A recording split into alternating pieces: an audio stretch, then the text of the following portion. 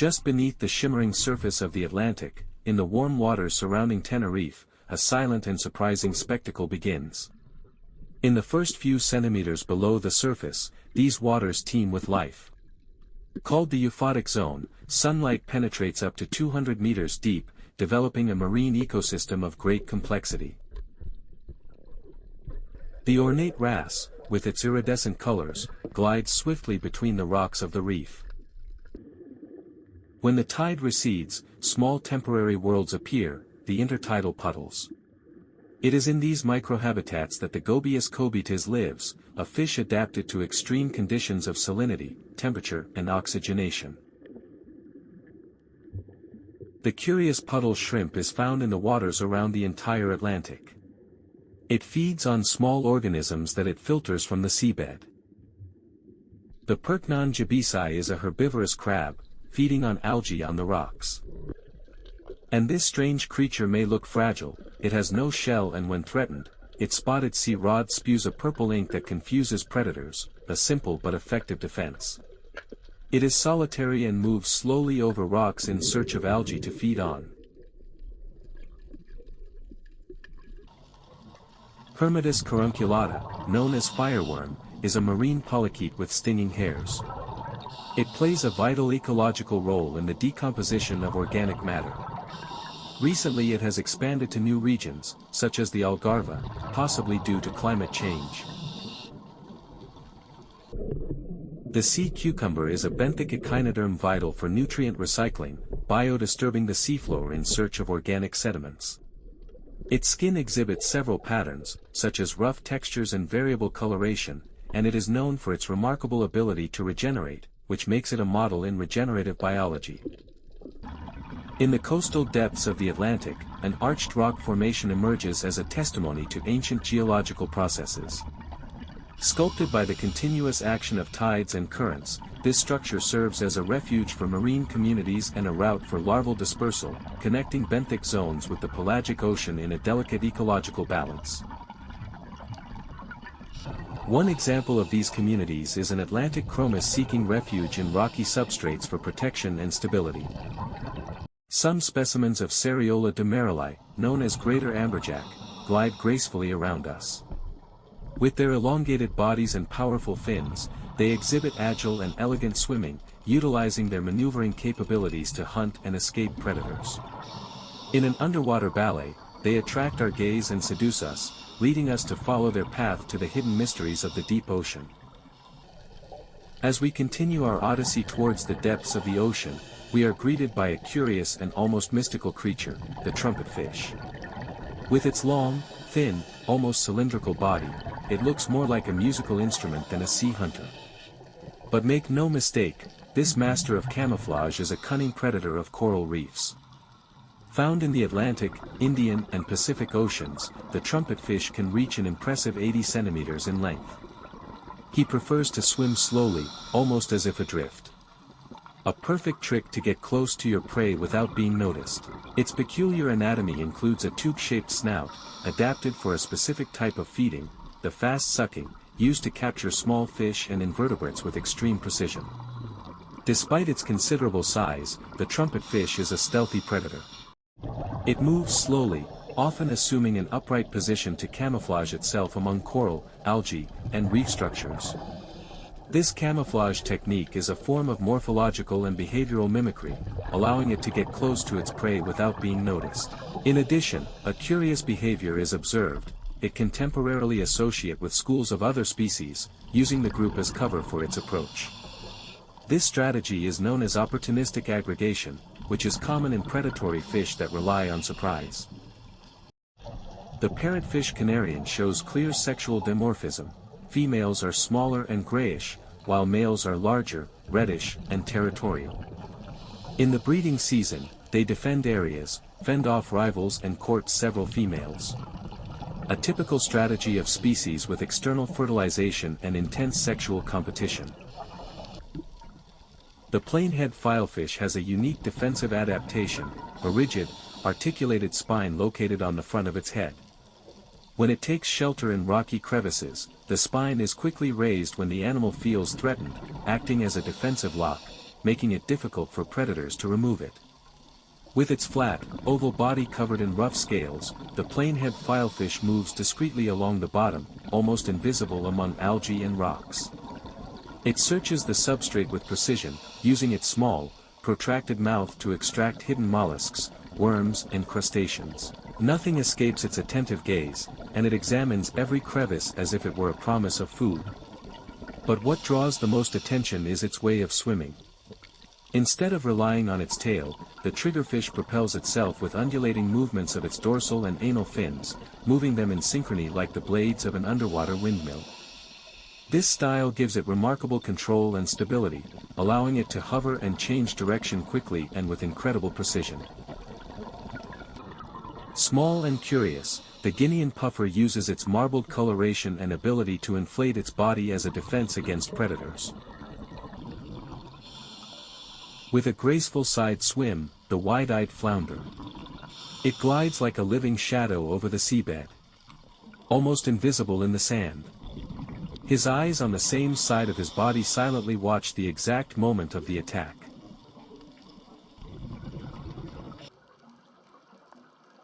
On sandy bottoms bathed by calm currents, one of the most delicate spectacles in the ocean emerges, the spotted garden eel. From inside burrows dug in the sand, hundreds of them rise like living stalks, swaying to the rhythm of the sea, a true underwater garden in constant movement. These small eels, of the genus Heteroconger, spend almost their entire lives anchored in the same place. With only half of their body exposed, they feed on plankton suspended in the water, trusting the currents to bring them sustenance. Equipped with alert eyes and quick reflexes, they retreat nimbly at the slightest sign of threat, disappearing as if they had never been there. This choreography of appearance and retraction is a refined adaptation. It minimizes the risk of predation while maximizing feeding efficiency. Living in colonies, these eels create mesmerizing landscapes, where every movement is dictated by the invisible dance of the ocean. They are proof that even in stillness, there is grace, precision and profound beauty in marine life. At the bend of the rocky reef, life lurks in crevices and shadows, tiny crustaceans, camouflaged fish, corals that pulse with light. And then, for a fleeting moment, the elusive velvet crab appears, disappearing among the rocks. In narrow cavities in the rocky substrate, it is rare to observe close interactions between morays. Here, in the same refuge, two species temporarily cohabit, black moray, with a robust morphology and dark coloration, and fong-toothed moray, easily identified by its arched jaw and prominent teeth.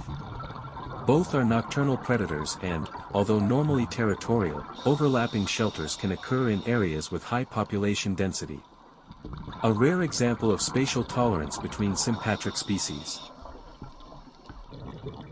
During the day, it remains hidden in crevices, displaying territorial behavior. Its benthic diet consists of small prey, captured with precision and speed under the protection of the night. The fong-toothed moray stands out for its flexible morphology, with an elongated body and conical head, allowing it to enter narrow crevices. The absence of developed pectoral fins and the long tail facilitate its movement in these spaces, where other species would have difficulty.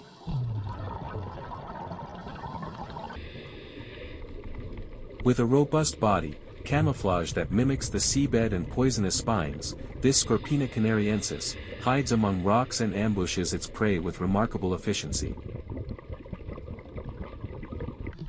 The Heteropriocanthus cruentatus, commonly known as the glass eye, and widely distributed in tropical and subtropical regions of the Atlantic, Pacific and Indian Oceans.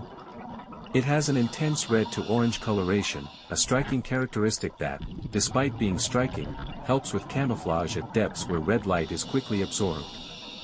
Its morphology is adapted for life in reef and rocky environments. The laterally compressed body, combined with large forward-facing eyes, indicates a specialization for activity in low-light conditions, typical of deeper habitats or those with structural shade. During the day, it shelters in crevices and reef structures, emerging at dusk, to explore the environment in search of prey. The shape of the body and the position of the fins favor controlled and precise movement between complex structures. Reproduction is oviparous, with spawning in the water column. The larva is pelagic in the early stages, which facilitates the dispersion of the species across different coastal regions. This skeletal-looking marine inhabitant is the Stenorhynchus lanceolatus, known as the spider crab. With a tiny body that rarely exceeds 4 centimeters, its legs can extend up to 20 centimeters, creating an elegant and unique silhouette. Its long legs and rostrum, or frontal spine, are striking features that make it unique. Its coloration, which mixes shades of brown, red, white and yellow, allows it to blend in perfectly with its surroundings, avoiding being seen by predators. It is a nocturnal creature that takes refuge during the day among rocks and sea urchins, seeking shelter in the most protected areas. At night, it comes out to feed on algae and small invertebrates, playing a vital role in the balance of marine ecosystems. Although its life is discreet and its presence often goes unnoticed, the spear crab faces constant threats due to the degradation of its habitat and water pollution.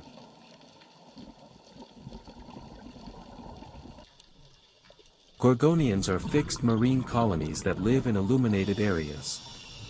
Their flexible branches, covered with polyps, filter suspended nutrients and form true underwater gardens. The Chylomicterus reticulatus, known as the pufferfish, is a shy but strategic creature. During the day, it remains motionless, camouflaged among corals and rocks, relying on its spiny appearance to avoid predators. At dusk, it becomes active, searching the seabed for small invertebrates. When threatened, it inflates its body by swallowing water or air, raising its rigid spines like a defensive balloon. It is solitary by nature, and peaceful, preferring the silence and security of anonymity in the underwater world. Island grouper can exceed 1 meter in length and live more than 40 years. Interestingly, it changes sex throughout life, a phenomenon called sequential hermaphroditism. It inhabits rocky areas and reefs, where it plays a crucial role in controlling smaller populations. The dusky grouper can live up to 50 years. A sequential hermaphrodite, it starts out as a female and turns into a male. It prefers caves and rocky reefs, where it becomes extremely territorial. Several species interact with rocky marine environments. Among them, the Arroy crab, with their long, thin legs, searching for food helps with cleaning up the marine environment. Nearby, a unicolor brown moray eel in a rocky crevice, where its uniform brown coloration gives it almost total camouflage in its environment. Its slender appearance and hunting ability make it an effective predator, but it also interacts with its surroundings in a more subtle way. A scarlet cleaner shrimp approaches and begins the cleaning process, removing parasites from the skin of the moray eel. This symbiotic behavior is key, as shrimp get food, while moray eel benefits by getting rid of potentially harmful organisms. In areas where sunlight penetrates with little intensity, a blue giant anemone adapts perfectly. Its tentacles, which have sphere-shaped ends, are a striking feature of the species. These tentacles specialize in capturing food and defending against predators, using their nematocysts to paralyze small prey. On the upper right is a group of sea cucumbers. These have specialized tentacles at one end of the body, which they use to capture food particles from sediment or water. When they feel threatened, some may resort to unique defense strategies, such as releasing toxins or even evisceration, expelling their internal organs to ward off predators, with the remarkable ability to regenerate them later.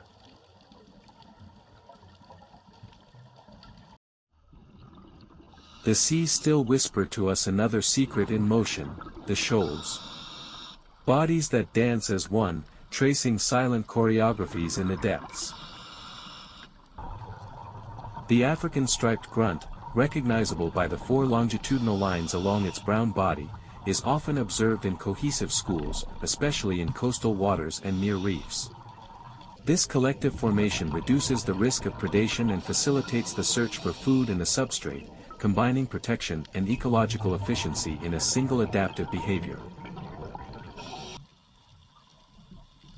The zebra sea bream is a bony fish with a robust, silvery body with dark vertical stripes and a distinctive spot near the base of the pectoral fin. With predominantly benthic habits, it feeds on mollusks, crustaceans and echinoderms, which it grinds with its molar teeth adapted to gyrophagy. Although often solitary, it can form small clusters, especially in areas with greater food abundance or during breeding periods. Spawning occurs in open water, and juveniles use shallow coastal areas as maternity areas, making these regions critical for population maintenance.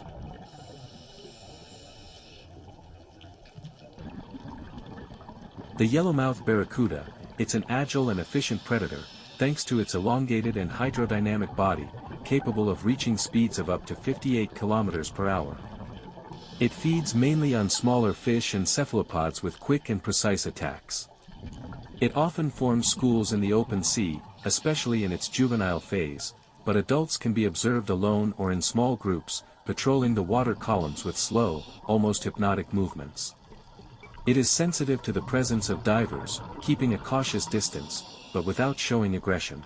As a coastal and epipelagic species, its presence is often associated with natural or artificial structures, such as islands, seamounts and shipwrecks.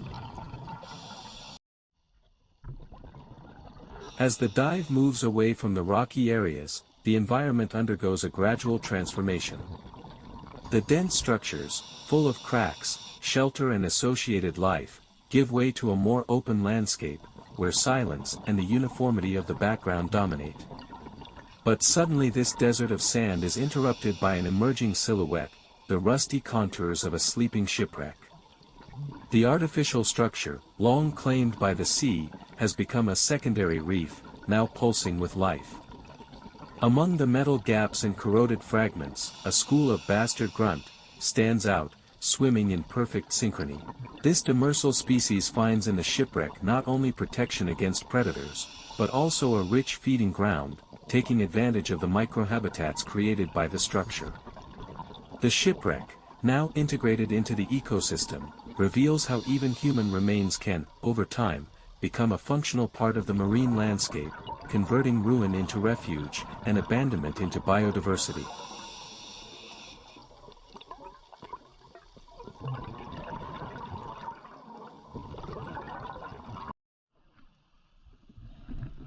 A green turtle approaches majestically and silently, gliding through the water with predicted movements.